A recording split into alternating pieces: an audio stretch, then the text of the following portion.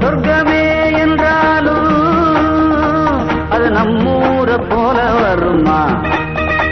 அட என் நாடு என்றாலும் அது நம் நாட்டு கீழாகுமா? பல தேசம் முழுதும் பேசும் மொழிகள் தமிழ் போல் இனித்திடுமா? சொர்க்கமே என்றாலும் அது நம்மூர போல வருமா? அட என் நாடு என்றாலும் அது நம் நாட்டு கீழாகுமா?